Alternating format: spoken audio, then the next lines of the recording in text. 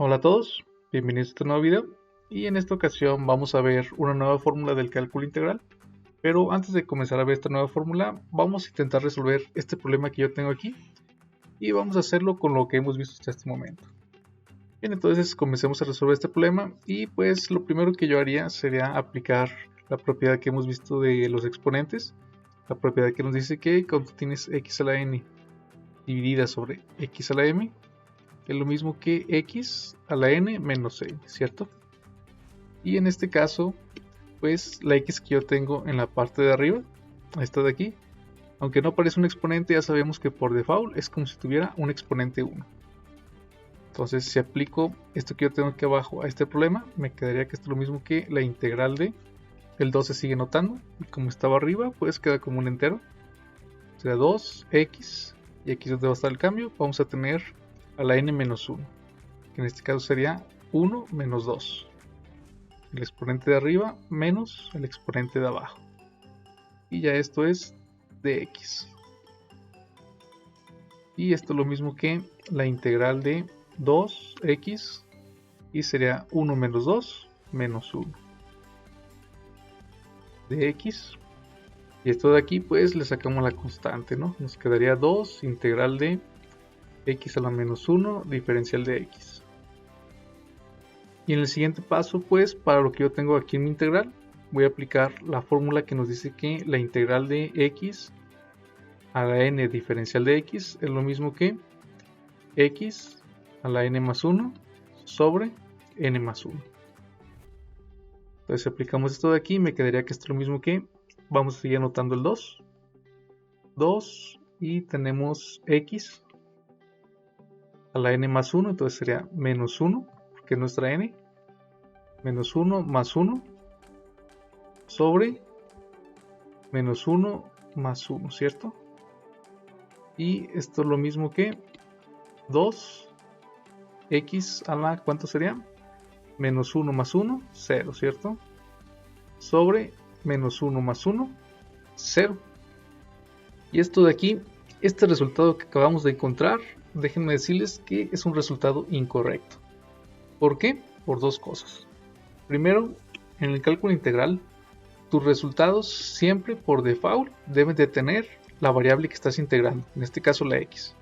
Se fijan, yo aquí tengo x a la 0, pero x a la 0 ¿cuánto es? 1, ¿cierto? Entonces aquí está nuestro primer problema, estamos encontrando un resultado que no tiene nuestra variable de integración. No aparece la x en nuestro resultado y las integrales por default mínimo debe aparecer una vez nuestra variable de integración. Pues eso es lo primerito que no es válido como resultado. Y lo segundo, si ustedes se dan cuenta, este resultado nos queda una división entre 0. Y un resultado entre 0 tampoco es válido. ¿Por qué? Porque nos da un resultado indefinido. Entonces aquí hay dos cosas que no son válidas. Primero, porque nuestro resultado no tiene nuestra variable de integración. Y segundo, porque nos queda un resultado indeterminado. ¿Por qué nos queda indeterminado? Pues porque queda dividido entre 0. Pues estas dos cosas hacen que mi resultado no sea válido, ¿de acuerdo? Entonces, cuando tengamos un problema de este tipo, no podemos resolverlo con lo que hemos estado viendo, con la fórmula de las potencias. De hecho, esta fórmula no lo menciona. En la fórmula nos aparece una condición que nos dice que tú puedes aplicar esta fórmula siempre y cuando la n sea distinta de menos 1. Y se fijan qué pasó en nuestro problema en este punto de aquí. Pues nuestra n ya tiene un valor de menos 1, ¿cierto?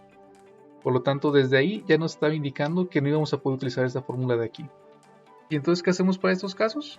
Bueno, para estos casos lo que tenemos que hacer es aplicar la fórmula que vamos a ver a continuación. Esta de aquí es la fórmula que tenemos que utilizar.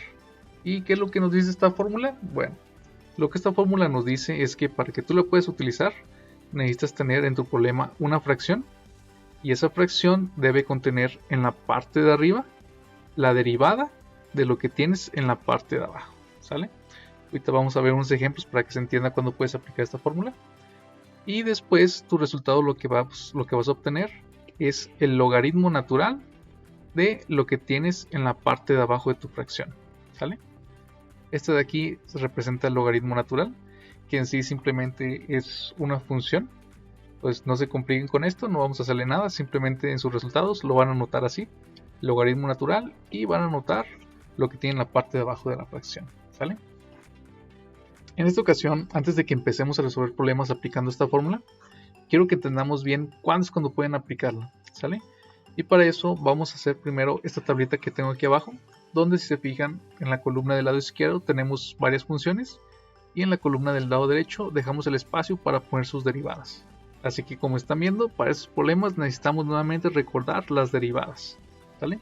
Igualmente vamos a hacer un repaso de ellas para que más o menos lo recuerden. Y bueno, comenzando con esto que tenemos aquí, si se fijan del lado izquierdo mi primera función que quiero resolver es esta x. ¿Y cuál es la derivada de x? Pues la derivada de x es simplemente dx, ¿cierto? ¿Por qué simplemente dx? Bueno, eso es porque tenemos una fórmula de las derivadas que nos dice que si tú tienes la derivada de x con respecto de x, esto es lo mismo que simplemente dx, ¿vale? Es por eso que nos quedó esta derivada de aquí. Y para el siguiente problema donde tenemos x al cuadrado, pues para esto vamos a aplicar la fórmula que nos dice que la diferencial de x a la n con respecto de x es lo mismo que n por x a la n menos 1 de x. Y en pocas palabras, ¿qué es lo que nos dice esta fórmula? Pues lo que nos dice es que lo que tú vas a hacer es dejar el exponente n, que en este caso es 2, y lo vas a multiplicar por x a la n menos 1. Entonces es 2 menos 1, 1, ¿cierto? Y pues el 1 simplemente no se nota. Y le vas a agregar dx. Ahora vamos a pasarnos al problema 3, donde nos dice que x al cubo, ¿cuál es su derivada? Pues aplicamos la misma fórmula que tenemos aquí. Nos va a quedar que esto es lo mismo que 3x, en este caso sería 3 menos 1, 2 dx, ¿cierto? Entonces, ¿para qué hicimos todo esto de aquí? Bueno, esto de aquí lo hicimos para lo siguiente. Todo lo que tengo del lado izquierdo, todas las funciones, es el equivalente a la v que tenemos en la parte de abajo de la fracción, ¿sale? Esto de aquí es como si fuera la v. Y lo de la columna derecha, las derivadas, es como si tú tuvieras la derivada de v. Y ahora con los valores que acabamos de encontrar en esta tabla, vamos a hacer 3 problemas donde apliquemos esta fórmula de aquí, ¿vale? Entonces borramos estas fórmulas que tenemos aquí. Y ahora sí, entonces un caso donde tú podrías aplicar esta fórmula que tenemos aquí sería cuando tuvieras un problema donde te aparece la integral de, y vamos a tomar, ¿cuál dijimos que es la v? La del lado izquierdo, ¿no? Pues tienes un problema donde tienes x y en la parte de arriba tienes dx. Esta de aquí podrías aplicar esta fórmula. ¿Por qué?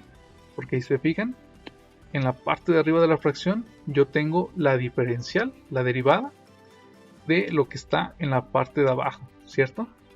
Entonces cumple esos dos requisitos, arriba tengo la derivada de lo de abajo. Por lo tanto, puedo aplicar esta fórmula y me quedaría que esto es simplemente logaritmo natural de v. ¿Cuál es v? La x, ¿cierto? Pues esta es la x y le agregamos más c. Y este es el resultado para esta integral de aquí. Ahora, otro ejemplo donde podemos aplicar esta fórmula. Nuevamente vamos a basarnos en la tabla que tenemos de este lado, del lado izquierdo. Y entonces si tú tienes un problema donde te aparece la integral de, sería la 2x diferencial de x sobre x al cuadrado. Vean cómo nuevamente, ¿qué es lo que nos pide la fórmula? Pues nos pide tener en la parte de arriba la derivada de lo de abajo. ¿Qué es lo que tenemos abajo? X cuadrada, ¿no? ¿Cuál es la derivada de x cuadrada? 2x de x. Nuevamente cumplimos con lo que necesitamos para aplicar la fórmula. En la parte de arriba tengo la derivada de lo de abajo. Por lo tanto, ya simplemente anoto logaritmo natural de lo que está en la parte de abajo, x cuadrada, más c.